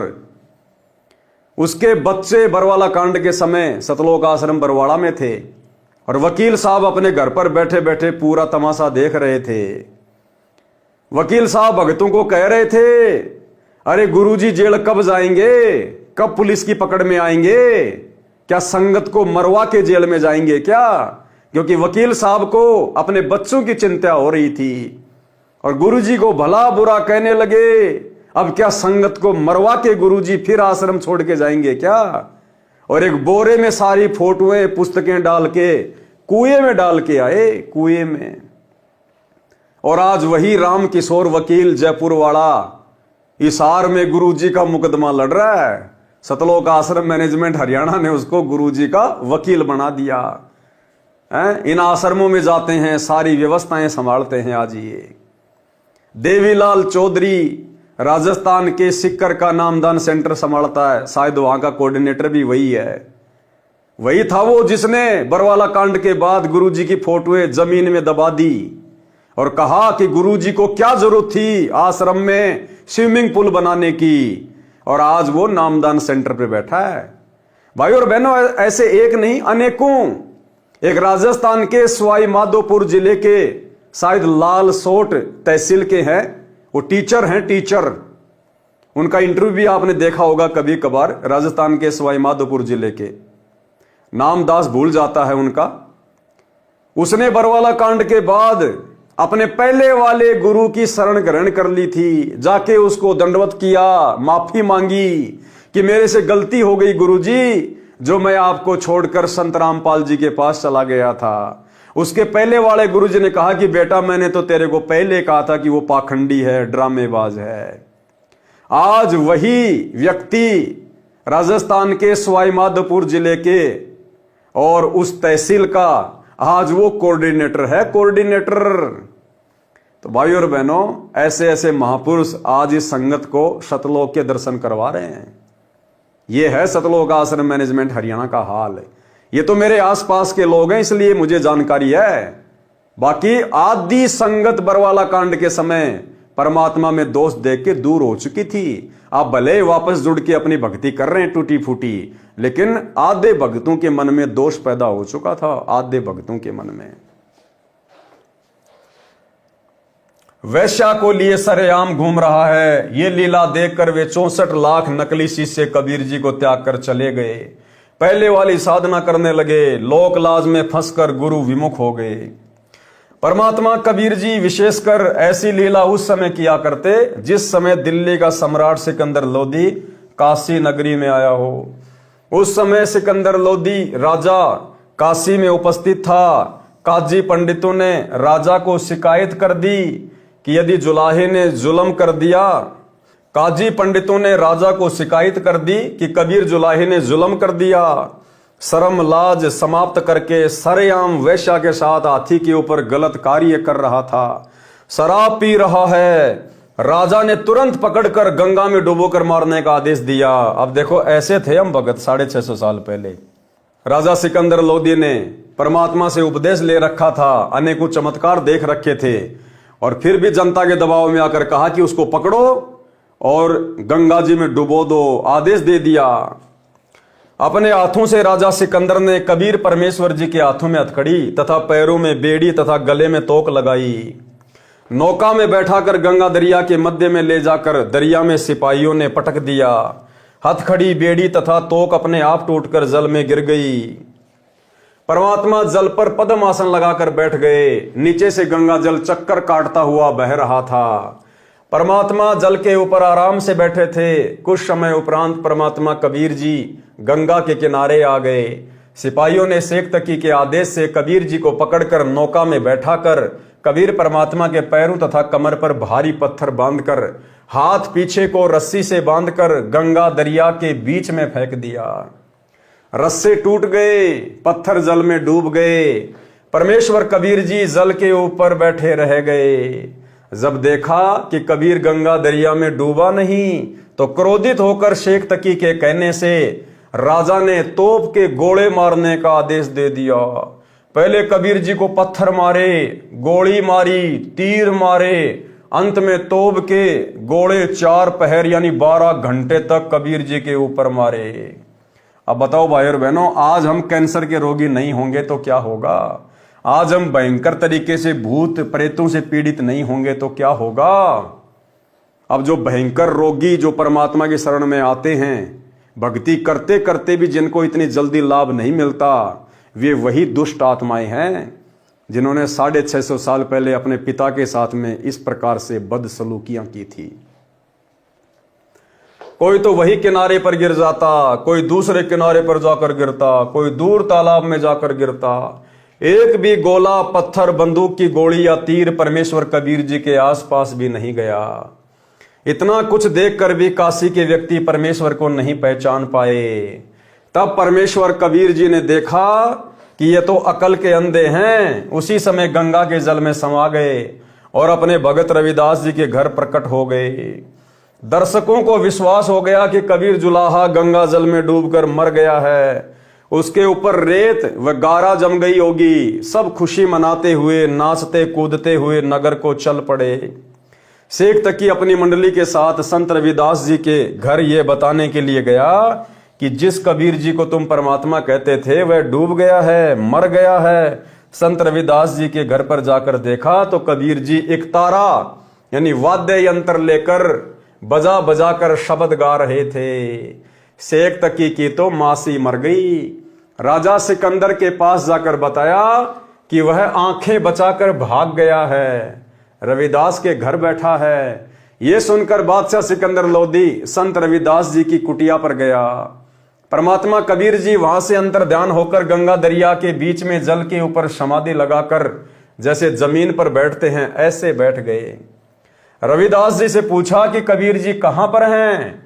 संत रविदास जी ने कहा कि हे बादशाह जी, वे पूर्ण परमात्मा हैं, वे ही अलख अल्लाह हैं, आप इन्हें पहचानो। वे तो मर्जी के मालिक हैं, जहां चाहे चले जाएं। मुझे कुछ नहीं पता कहां चले गए, वे तो सबके साथ रहते हैं। उसी समय किसी ने बताया कि कबीर जी तो गंगा जी के बीच में बैठे भक्ति कर रहे हैं। सब व्यक्ति तथा राजा व सिपाही गंगा दरिया के किनारे फिर से गए। अब देखो ये राजाओं के काम है, ये बच्चों जैसी हरकतें बताओ राजा कर रहे हैं। गुरु भी धारण कर रखा है, कैसे कैसे चमत्कार देख लिए और फिर भी उनकी बुद्धि ठिकाने नहीं आई कि नालायकों, अगर कोई सामान्य व्यक्ति होता, कोई सामान्य संत होता तो इतने तीर मार लिए। 12 घंटे कम नहीं होते, हजारों सैनिक तीर मार रहे हैं। अरे किसी ने किसी का तो लगता, लाखों तीर बर्बाद कर दिए, एक का तो लगता। सैकड़ों हजारों तोप के गोले छोड़े गए, लोग पत्थरों से मार रहे हैं और परमात्मा का बाढ़ भी बांका नहीं हुआ। फिर भी काल प्रेरणा इतनी भयंकर, उनकी बुद्धि में भी ये बात नहीं आई कि ये सामने क्या शक्ति है। उसी समय किसी ने बताया कि कबीर जी तो गंगा के बीच में बैठे भक्ति कर रहे हैं। सब व्यक्ति तथा राजा व सिपाही गंगा दरिया के किनारे फिर से गए। राजा ने नौका भेजकर मल्लाह के द्वारा संदेश भेजा कि बाहर आएं। मल्लाहों ने नौका कबीर जी के पास ले जाकर राजा का आदेश सुनाया कि आपको सिकंदर बादशाह याद कर रहे हैं, आप चलिए। परमेश्वर कबीर जी उस जहाज यानी बड़ी नौका में बैठकर किनारे पर आए। राजा सिकंदर ने फिर गिरफ्तार करवाकर हाथ पैर बांधकर खूनी हाथी से मरवाने की आज्ञा कर दी। चारों ओर जनता खड़ी थी। सिकंदर ऊंचे आसन पर बैठे थे, परमात्मा को बांध जोड़कर पृथ्वी पर डाल रखा था। ठीक इसी प्रकार भाइयों और बहनों, ये परमात्मा की दयालुता का प्रमाण है। परमेश्वर ने राजा सिकंदर लोदी के असाध्य जलन के रोग को ठीक किया। परमात्मा चाहते तो उसका रोग वापस वैसा ही कर सकते थे। उसकी बुद्धि 2 मिनट में ठिकाने आ जाती, 2 मिनट में। लेकिन परमात्मा ऐसा नहीं करता। एक सत्संग में गुरुदेव ने कहा कि भाई परमात्मा ने जो लाभ तुम्हें दे दिए, जो सुख तुम्हें दे दिए, परमात्मा उन सुखों को वापस नहीं लेता। लेकिन भैया जैसे तुम्हारे कर्म जो तुम कर रहे हो, इनका फल तो फिर तुम्हें कभी न कभी किसी न किसी जन्म में भोगना पड़ेगा। तो इसी प्रकार भाई और बहनों, परमात्मा ने अपनी जिन जिन आत्माओं को शुरुआत में भक्ति मार्ग पर लगाने के लिए अपने कोटे से, अपनी तरफ से सौ सुख दिए, और वे आत्माएं गुरुदेव से जुड़ी रही, लेकिन ज्ञान को आधार बनाए नहीं, आगे चलकर बकवादे करने लग गए, मर्यादा तोड़ने लग गए। तो परमात्मा का विधान है, परमात्मा उनको वापस दुखी नहीं देख सकता, लेकिन भाई भक्ति नियम तोड़कर, मर्यादा तोड़कर, गुरु को परमात्मा ना मानकर यदि भक्ति में गफलत करेंगे तो भैया हो सकता है ये जीवन आपका बहुत अच्छा निकल जाए, आपको कोई दुख नहीं आए, कोई तकलीफ भी ना आए, लेकिन भैया आपने अपना जन्म बर्बाद कर लिया। आज नहीं तो कल आपको परमात्मा की आज्ञा तोड़ने का परिणाम भुगतना ही पड़ेगा। महावत यानी हाथी के ड्राइवर ने हाथी को शराब पिलाई और कबीर जी को कुचल कर मरवाने के लिए कबीर जी की ओर बढ़ाया। कबीर जी ने अपने पास एक बब्बर शेर खड़ा दिखा दिया, वह केवल हाथी को दिखा। हाथी चिंगाड़ कर डर के मारे वापस भाग गया। महावत को नौकरी का भय सताने लगा। हाथी को भाले मार मार कर कबीर जी की ओर ले जाने लगा, परंतु हाथी उल्टा भागे। तब पीलवान यानी महावत को भी शेर खड़ा दिखाई दिया, तो डर के मारे उसके हाथ से अंकुश गिर गया। हाथी भाग गया। परमेश्वर कबीर जी के बंधन टूट गए। कबीर जी खड़े हुए तथा अंगड़ाई ली तो लंबे बढ़ गए। सिर आसमान को छुआ दिखाई देने लगा, प्रकाशमान शरीर दिखाई देने लगा। सिकंदर राजा भय से कांपता हुआ परमेश्वर कबीर जी के चरणों में गिर गया, क्योंकि वो भयंकर रूप केवल अकेले सिकंदर लोदी को ही दिखाया परमात्मा ने। क्षमा याचना की तथा कहा कि आप परमेश्वर हैं, मेरी जान बख्शो, मेरे से भारी भूल हुई है, मैं अब आपको पहचान गया हूं, आप स्वयं अल्लाह पृथ्वी पर आए हैं। परमात्मा कबीर जी सीधे उसी गणिका के घर गए, आंगन में चारपाई पर बैठ गए। लड़की परमात्मा के चरण दबाने लगी। सतगुरु का पैर अपनी साथड़ यानी टांग पर रखा था। उसी समय अर्जुन तथा सरजुन नाम के दो शिष्य कबीर जी के आए। उनको अन्य मूर्ख शिष्यों ने बताया कि सतगुरु कबीर जी ने तो बेशरम काम कर दिया, शराब पीने लग गए हैं, वैश्या को लेकर सरेआम हाथी पर बैठा कर नगर में उत्पात मचाया है, हम तो मुंह दिखाने योग्य नहीं छोड़े। अर्जुन तथा सरजुन के गले उनकी ये बकवाद नहीं उतर रही थी, परंतु अनेकों गुरु भाई बहनों के द्वारा सुनकर उनके मन में भी दोष आ गया।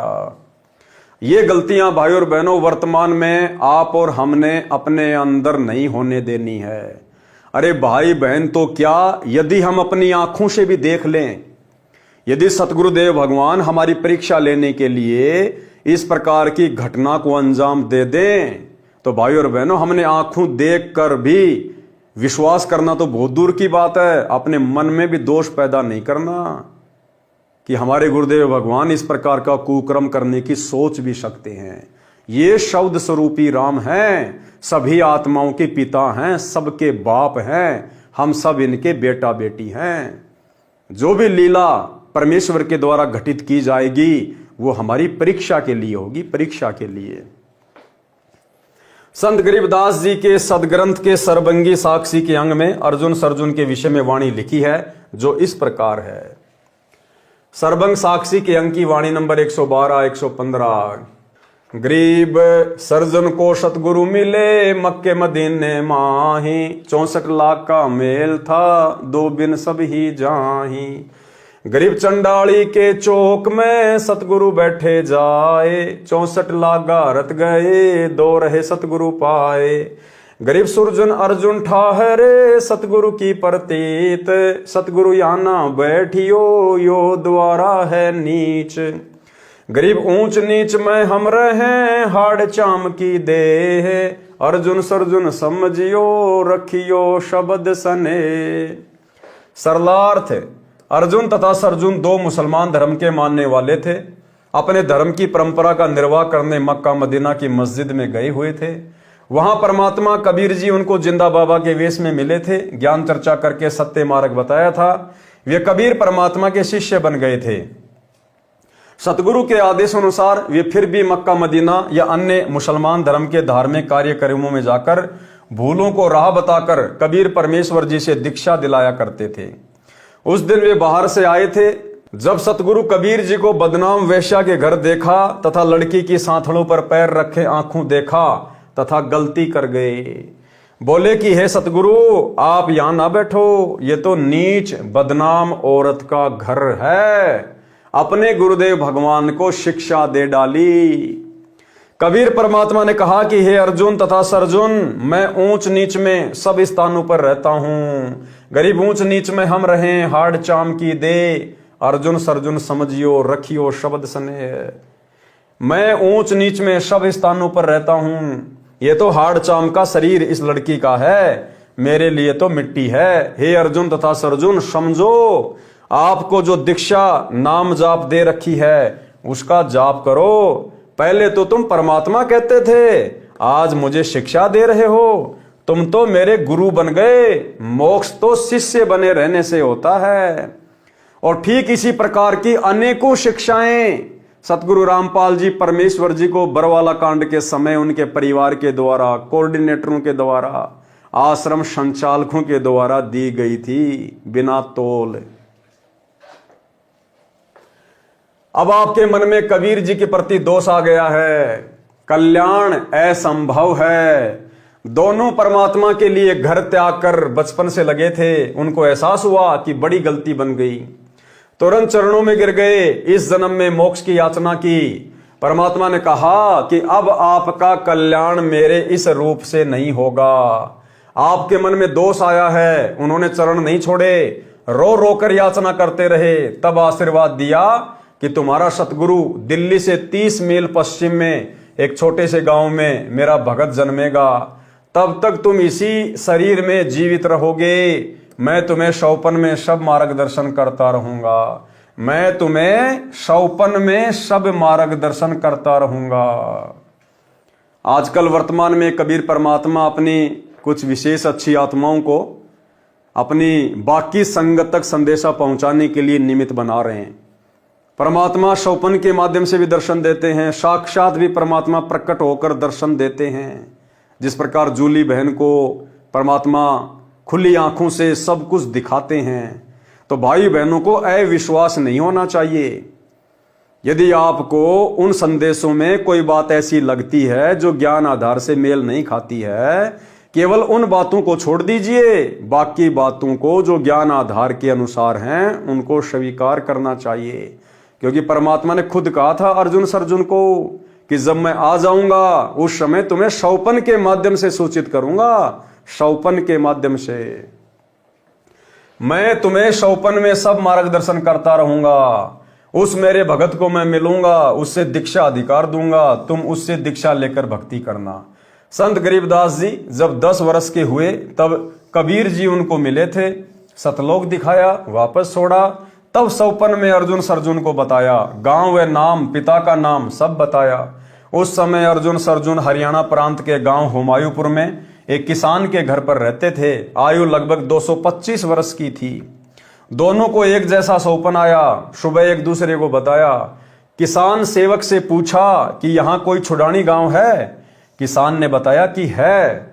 उन्होंने कहा कि आपने इतनी सेवा की है, आपका एहसान कभी नहीं भूल पाएंगे। अर्जुन सरजुन ने उस सेवक से क्या कहा कि आपने हमारी इतनी सेवा की है, आपका एहसान कभी नहीं भूल पाएंगे। इस प्रकार के शब्द वर्तमान में आप और हम भगत भाई बहनों ने अपने मुख से नहीं निकालने हैं। चाहे कोई आपका कितना ही भला कर दे, कितनी मदद कर दे, आपने अपनी जुबान से उसके लिए ये शब्द नहीं निकालने कि मैं इस जन्म में आपका एहसान नहीं भूल पाऊंगा या मैं कभी भी आपका एहसान नहीं भूल पाऊंगा। अरे भैया, फिर सतलोक कैसे जाओगे? यहां तो सारे एहसान बुलाकर, सारे ऋण वगैरह मिटाकर ही तो सतलोक जाएंगे। तो इस प्रकार के शब्द किसी को बोलकर हमने यहां पर बंधन में बंधना नहीं है। ये सारे एहसान परमात्मा की भक्ति से ऑटोमेटिक कट जाएंगे। हमने अपनी जुबान से नहीं कहना कि मैं आपका ऋण नहीं उतार पाऊंगा, मैं आपका एहसानमंद रहूंगा आजीवन। अरे अगर एहसानमंद रहेगा तो भैया फिर तू सतलोक कैसे जाएगा? जब तू एहसान से फ्री नहीं होगा तो सतलोक कैसे जाएगा? तो हमने इस प्रकार के शब्दों का प्रयोग नहीं करना जो हमें यहीं पर काल के जाल में बांध कर रखें। हम जो भक्ति कर रहे हैं भाई और बहनों, इस भक्ति से परमात्मा सबका ऋण उतरवा देगा, किसी का कोई एहसान हमारे ऊपर नहीं रहेगा। इसलिए हमने ऐसे शब्दों का प्रयोग काल प्रेरणा से नहीं करना है। आपका एहसान कभी नहीं भूल पाएंगे। कृपया करके हमें छुडानी गांव तक पहुंचा दो। किसान ने रेडू छोटी बैलगाड़ी में बैठाए तथा छुडानी ले गया। संत गरीबदास जी ने कहा कि आओ अर्जुन सर्जुन, मेरे को परमात्मा कबीर जी ने सब बता दिया है। गरीबदास जी के रूप में खुद ही कबीर परमात्मा थे, क्योंकि भाई और बहनों, आपने गुरुदेव के मुख कमल से एक शब्द सुना है कि सत कबीर दवारे थारे पर एक दास भिखारी आया है। इसमें एक जगह परमात्मा ने अर्जुन सर्जुन का जिक्र किया है कि अर्जुन सर्जुन ने पहचान लिया, छुडानी में दर्शन आन किया। एक बार आप जी ये छोटा सा शब्द सुन लीजिए। अर्जुन सर्जुन ने पिछान लिए, छुडानी में दर्शन आन किए। अर्जुन सर्जुन ने पहचान लिया, छुडानी में दर्शन आन किए। रानी नंदन हमने जान लिए, बल राम पिता जनाया है। भक्ति की भिक्षा दे, मीद कटोरा लाया है। सत कबीर दवारे, तेरे पैक दास भिखारी आया है। तो भाई और बहनों, अर्जुन सर्जुन के विषय में गुरुदेव ने क्या लिखा? अर्जुन सर्जुन ने पहचान लिया और छुडानी में दर्शन आन किया। अब किसको पहचान लिया अर्जुन सर्जुन ने? भाई गरीबदास जी थे, वो कभी मिले ही नहीं थे। किसको पहचाना गरीबदास जी को देखते ही? अपने गुरु जी को, कबीर जी को। क्योंकि अर्जुन सर्जुन के गुरु कौन थे? कबीर जी। और अर्जुन सर्जुन जब छुडानी में गए, गरीबदास जी को देखा तो तुरंत पहचान गए। परमात्मा ने अपना वही स्वरूप दिखा दिया। तो अर्जुन सर्जुन ने अपने गुरु जी को 250 साल बाद जब पुनः वे प्रकट हुए गरीबदास जी के रूप में, तुरंत उनको पहचान लिया, चरणों में गिर गए। आज आप और भगत भाई बहन अर्जुन सर्जुन के जितने भी बुद्धिमान नहीं है। अरे अर्जुन सर्जुन ने अपने कबीर भगवान को पहचान लिया गरीबदास जी के रूप में, लेकिन आज ये लाखों की संगत सतलोक आश्रमों से जुड़े हुए भाई बहन अपने उसी कबीर परमात्मा को सतगुरु रामपाल जी के रूप में नहीं पहचाना, नहीं पहचान रहे हैं। तो हमसे तो अर्जुन सर्जुन लाख गुना अच्छे, जिन्होंने अपने गुरुदेव को गरीबदास जी के रूप में पहचान लिया जब वे आए। लेकिन आज हम उसी कबीर परमात्मा को, जो हमारे गुरुदेव के रूप में सतगुरु रामपाल जी के रूप में धरती पर आए हुए हैं, प्रकट हैं, हम उनको नहीं पहचान पा रहे। तो भाई और बहनों, साध संगति से जुड़े हुए भाई बहनों का सौभाग्य, जिन्होंने अपने कबीर परमात्मा को वर्तमान में पुनः पहचान लिया है और पहचान कर उस नकली दाढ़ी मूंछ वाली कबीर जी की बनाई हुई फोटो को अपने घर से बाहर निकाल दिया है। संत गरीबदास जी ने कहा कि आओ अर्जुन सर्जुन, मेरे को परमात्मा कबीर जी ने सब बता दिया है। दीक्षा लो, यहीं रहो, भक्ति करो। उन दोनों ने दीक्षा ली और भक्ति की, वहां शरीर छोड़ दिया।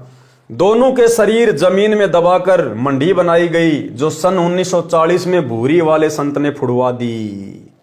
सन 1940 में किसने फुड़वा दी? भूरी वाले संत ने। गरीबदास परंपरा से एक संत हुए हैं, उन्होंने उसको फुड़वा दी। क्यों?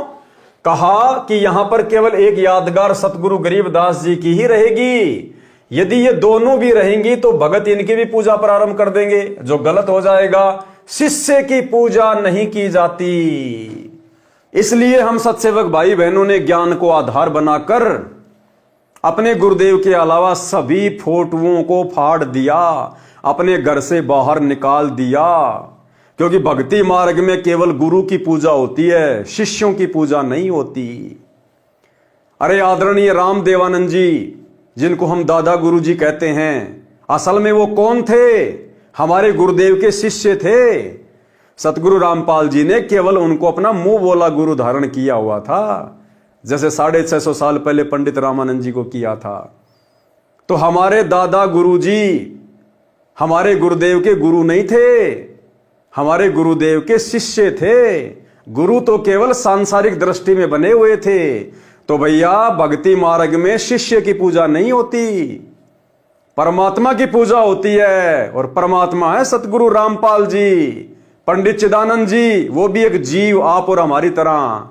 शिष्य की पूजा नहीं होती। गरीबदास जी उन्होंने एक शिष्य की भूमिका निभाई, शिष्य की पूजा नहीं होती। और दाढ़ी मूंछ वाले कबीर जी की तो फोटो वैसे ही नकली है, और अगर असली भी है तो भी हमने नहीं पूजनी, क्योंकि वही कबीर जी आज हमारे गुरु जी के रूप में आ गए। तो उस फोटो को पूज के हमें क्या मिलेगा? जो जिंदा धरती पे प्रकट है, सीधा उन्हीं को ना पूजेंगे। इसलिए हम सत्सेवक भाई बहनों ने सभी फोटोओं को अपने घर से बाहर कर दिया। जिस प्रकार सन 1940 में भूरी वाले संत ने अर्जुन सर्जुन की मंडी को फुड़वा दिया और क्या कहा कि केवल एक सतगुरु की पूजा होनी चाहिए, शिष्य की पूजा नहीं होनी चाहिए। कहा कि यहां पर केवल एक यादगार सतगुरु गरीबदास जी की रहेगी, यदि ये दोनों भी रहेगी तो भगत इनकी पूजा प्रारंभ कर देंगे। और आज सतगुरु रामपाल जी के 90% भगत जो सतलोक आश्रमों से जुड़े हुए हैं, वो भगतों की भी पूजा कर रहे हैं। दादा गुरु जी कौन? एक भगत था। पंडित चिदानंद जी कौन? एक भगत था। गरीबदास जी कौन? एक भगत की भूमिका थी। तो आज 90% संगत जो इन आश्रमों से जुड़ी हुई है, तत्व ज्ञान के अभाव में, साध संगति के अभाव में शिष्यों की पूजा कर रही है, शिष्यों की पूजा। अब आप लोगों को धीरे धीरे समझ में आएगा कि ये सारी की सारी प्रेरणा इन फोटोओं को अपने घरों से हटाने की, एकमात्र अपने गुरुदेव को दंडवत करना, अपने गुरुदेव का ही जयकारा लगाना, लॉकेट में भी केवल अपने गुरुजी की फोटो डाल के पहनना, ये सारी प्रेरणा इस आर जेल में बैठे बैठे सतगुरु रामपाल जी भगवान ही हम सत्सेवकों को करते हैं। और उन्हीं के अनुसार हम आगे की भक्ति यात्रा कर रहे हैं। बाकी संगत तो अभी बहुत दूर है, भक्ति मार्ग से बहुत दूर है। बाकी संगत पतिव्रता पद की भक्ति नहीं कर रही है। काशी नगर में भोजन भंडारा लंगर देना। तो भाई और बहनों, आज की वीडियो में हम केवल इतना ही लेंगे। कल रात्रि 8 बजे सभी भाई बहन फिर से लाइव जुड़िए, एक नए वीडियो के साथ में, एक नई शिक्षा के साथ में। तब तक गुरुदेव भगवान हम सबको आज्ञा दे, इजाजत दे, आशीर्वाद दे। बंदी छोड़ सतगुरु रामपाल जी भगवान की जय हो।